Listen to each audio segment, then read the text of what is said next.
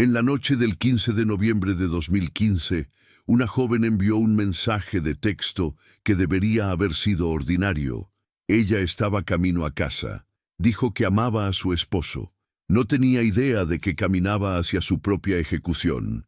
En cuestión de horas, Jennifer Sevena estaría muerta, su cuerpo arrojado a las heladas aguas del río Missouri, y el hombre responsable se sentaría tranquilamente en una estación de policía, fingiendo ser un esposo afligido.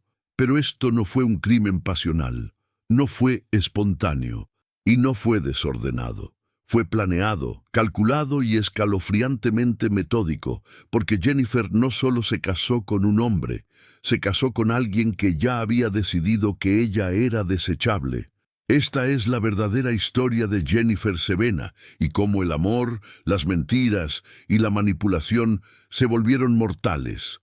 Jennifer Sevena tenía 28 años. Era conocida como amable, confiable y profundamente dedicada a las personas que amaba.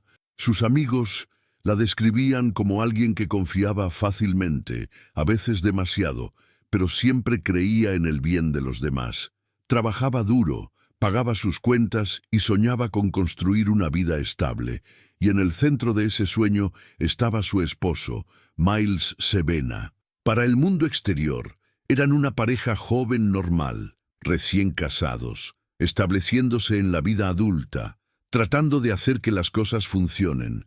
Pero a puerta cerrada, el matrimonio se deshilachaba en silencio, y Jennifer no sabía lo cerca que estaba del abismo. Para entender cómo terminó la vida de Jennifer Sevena, los investigadores tuvieron que responder una pregunta crítica: ¿quién era Miles Sevena realmente? En la superficie, Miles parecía ordinario, callado, educado, responsable. Trabajaba como auditor bancario, un trabajo basado en la precisión, las reglas y la confianza. Cada día, Miles estaba rodeado de números, balances y responsabilidad financiera. Irónicamente, esto hacía su vida privada aún más inestable. Amigos y compañeros de trabajo lo describían como reservado, incluso emocionalmente distante. No era ruidoso, no perdía los estribos en público, no encajaba en el estereotipo de un abusador volátil. Y eso es lo que lo hacía peligroso. Miles no era explosivo, era interno. Jennifer, por otro lado, creía que el matrimonio significaba trabajo en equipo. Creía que las luchas eran temporales.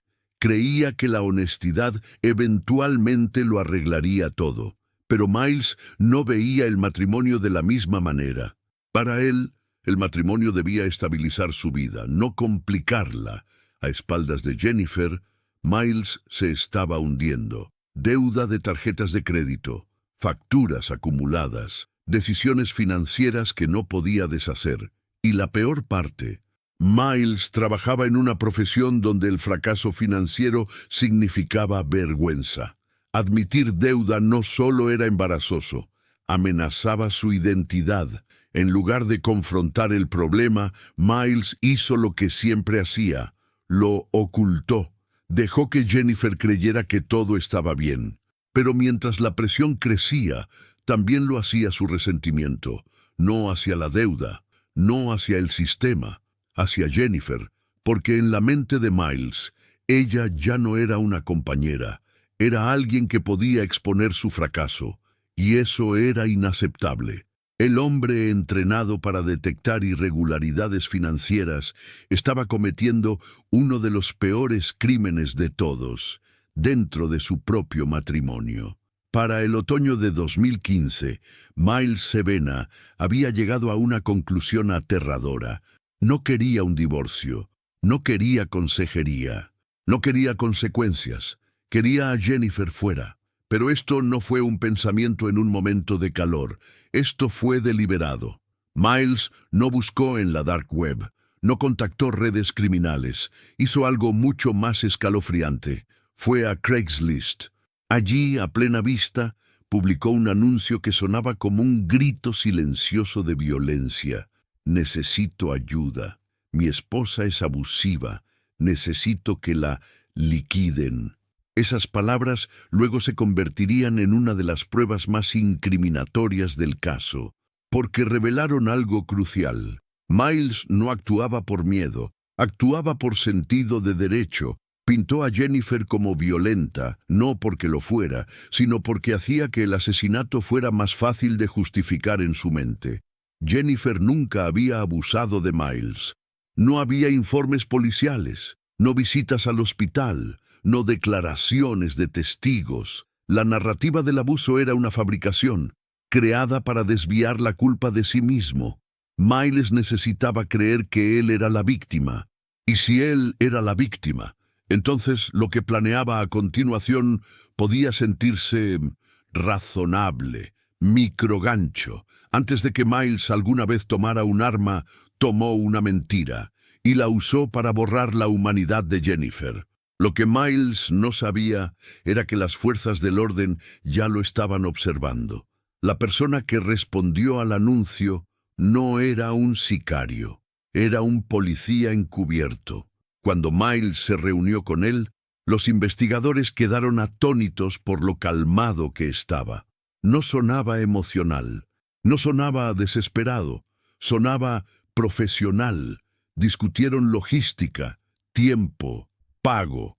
La vida de Jennifer se redujo a una transacción. Pero entonces algo cambió. Miles de repente se echó atrás.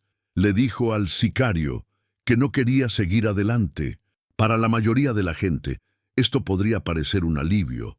Para los investigadores era una advertencia, porque echarse atrás no significaba que Miles hubiera cambiado de opinión. Significaba que estaba perdiendo la paciencia, y si no podía externalizar el asesinato, tomaría el control él mismo. Microgancho. El momento más peligroso no fue cuando Miles planeó el asesinato, fue cuando decidió hacerlo solo. Para el otoño de 2015, Miles Sevena ya no pensaba hipotéticamente. Esto no era una fantasía, esto no era desahogarse. Este era un hombre buscando activamente a alguien para terminar con la vida de su esposa. Muy tarde en la noche, solo detrás de una pantalla de computadora, Miles fue en línea y escribió un anuncio que luego se convertiría en una de las pruebas más escalofriantes del caso. Escogió Craigslist, no la dark web, no un foro criminal, sino un sitio web público, usado todos los días por gente ordinaria. El anuncio era perturbadoramente directo. Miles afirmaba que su esposa era abusiva, dijo que era violenta, implicó que temía por su seguridad, y luego escribió las palabras que cruzaron la línea de la queja al asesinato. Necesito ayuda, mi esposa es abusiva, necesito que la liquiden. No había ambigüedad. Para las fuerzas del orden, esto no era angustia emocional, era solicitud de asesinato. Cuando la policía descubrió el anuncio, inmediatamente lanzaron una operación encubierta. Un oficial se hizo pasar por un sicario y contactó a Miles, pretendiendo estar interesado en el trabajo. Miles respondió rápidamente, y lo que siguió no fue vacilación, sino planeación. Durante sus comunicaciones, Miles proporcionó detalles sobre la rutina de Jennifer, su hogar, y lo fácil que sería hacer que su muerte pareciera accidental. Habló sobre el momento. Habló sobre privacidad, habló sobre pago. Este no era un hombre actuando por miedo. Este era un hombre comprando asesinato como un servicio. Cuando Miles se reunió en persona con el oficial encubierto, la ilusión se volvió aún más oscura. Sentado cara a cara con alguien que creía capaz de matar a su esposa, Miles no se alejó inmediatamente. Discutió la logística con calma. Habló sin emoción, no mostró preocupación por la vida de Jennifer. Para los investigadores, esto era crítico. Revelaba intención, mostraba premeditación. Pero luego, inesperadamente, Miles cambió de rumbo. Le dijo al sicario que quería cancelar. En la superficie parecía vacilación. Pero para la policía era mucho más preocupante, porque los hombres que llegan a esta etapa rara vez abandonan la idea. Simplemente cambian de métodos. Las fuerzas del orden no podían arrestarlo todavía. El crimen no había sucedido. Pero sabían una cosa con certeza. Jennifer Sevena estaba en peligro, y el tiempo se estaba agotando. El domingo 15 de noviembre de 2015 comenzó como cualquier otro día. Jennifer Sevena hizo planes con amigos, se rió, habló, vivió su vida sin saber que su esposo ya había ensayado su muerte en su mente. No había señales de advertencia, no mensajes frenéticos, no llamadas de auxilio, no sensación de miedo. Jennifer confiaba en Miles. Esa confianza le costaría todo. Esa tarde, Jennifer le envió un mensaje de texto a su esposo para hacerle saber que estaba en camino a casa. Un mensaje simple, rutinario, ordinario. Sería el último mensaje que alguna vez enviaría. Cuando Jennifer cruzó la puerta de su hogar, Miles estaba esperando. Los investigadores creen que no hubo discusión, no hubo escalada, no hubo confrontación. Esto no fue una pelea que se salió de control, fue una ejecución. Miles le disparó a Jennifer una vez, un solo disparo fatal, controlado, intencional, final. No hubo intento de salvarla, no llamada de ayuda, no pánico. En cambio, Miles pasó a la siguiente fase de su plan. Envolvió el cuerpo de Jennifer, limpió la escena, removió la evidencia, cada acción deliberada, sugiriendo que había imaginado este momento mucho antes de que sucediera. Luego colocó su cuerpo en el maletero de su auto, el mismo auto que habían compartido, el mismo auto en el que habían hecho viajes ordinarios juntos. Miles condujo durante la noche hacia el río Missouri, un lugar que creía que la borraría por completo. Bajo la cubierta de la oscuridad, en las heladas temperaturas de noviembre, desechó el cuerpo de Jennifer en el río, sin testigos, sin vacilación, y luego condujo a casa, solo. Más tarde, cuando la policía lo interrogaría, Miles describiría estos eventos sin emoción visible. Su voz firme, su tono plano, la vida de Jennifer terminada no en el caos, sino en un silencio escalofriante. Y para cuando alguien se dio cuenta de que ella estaba desaparecida, ya era demasiado tarde. Para la mañana del lunes, Jennifer Sevena estaba oficialmente desaparecida. No se había presentado a trabajar. No había respondido llamadas o mensajes de texto, y para cualquiera que la conociera, eso solo era alarmante. Jennifer era confiable en exceso. Ella no desaparecía, no eludía responsabilidades, no se iba sin decirle a alguien. Sin embargo, según su esposo, ella nunca llegó a casa. Miles Sevena contactó a la policía y reportó su desaparición. Su voz era firme, sus palabras cuidadosamente elegidas. Les dijo a los oficiales, Jennifer había salido con amigos. Ella nunca regresó. No tenía idea de dónde podría estar en el papel. Sonaba como un cónyuge preocupado. Pero los investigadores experimentados saben algo crucial. El pánico real se filtra por las grietas. Miles no tenía ninguna. No interrupciones frenéticas, no especulación desesperada, no urgencia emocional, solo hechos, limpios, controlados. Y esa fue la primera bandera roja. Cuando los oficiales visitaron la casa de los Sevena, nada gritaba violencia de inmediato. No muebles volcados, no manchas de sangre obvias, no vidrios rotos, pero algo más se destacó. La casa se sentía demasiado normal. El bolso de Jennifer todavía estaba allí, sus artículos personales intactos, su auto estacionado afuera. Si se hubiera ido por su cuenta, ¿por qué dejaría todo atrás? Los investigadores comenzaron a hacerse una pregunta crítica. ¿Qué tipo de persona se aleja de toda su vida sin dejar rastro? Jennifer Sevena no era esa persona. Miles le dijo a la policía que la última vez que supo de Jennifer fue el domingo por la noche. Les mostró su mensaje final: camino a casa, te amo. Ese mensaje se volvería inquietante, porque Jennifer nunca llegó a casa. Y la cronología de Miles, cuando se examinó de cerca, comenzó a desentrañarse. Sus movimientos esa noche eran vagos. Su recuerdo cambiaba sutilmente. Pequeños detalles cambiaban con cada repetición. No lo suficiente para gritar «mentiroso» a un oído no entrenado, pero suficiente para que los detectives se inclinaran. Entonces alguien recordó algo crítico. El nombre de Miles Sevena no era nuevo para las fuerzas del orden. Semanas antes, los investigadores habían interceptado un anuncio de Craigslist, publicado por un hombre que afirmaba que su esposa era abusiva y necesitaba ser liquidada. Ese hombre era Miles. En ese momento, la policía había lanzado una operación encubierta. Miles se había reunido con lo que creía que era un sicario, y ahora su esposa estaba desaparecida. El caso se transformó instantáneamente. Esto ya no era una investigación de persona desaparecida, era un homicidio potencial, y Miles Sevena ya no era solo un esposo, era el principal sospechoso. Los detectives regresaron con Miles con preguntas más incisivas. Esta vez no le preguntaban qué había sucedido, le preguntaban cuándo se quebraría. Porque una cosa ya estaba clara, Jennifer no se había desvanecido, había sido borrada.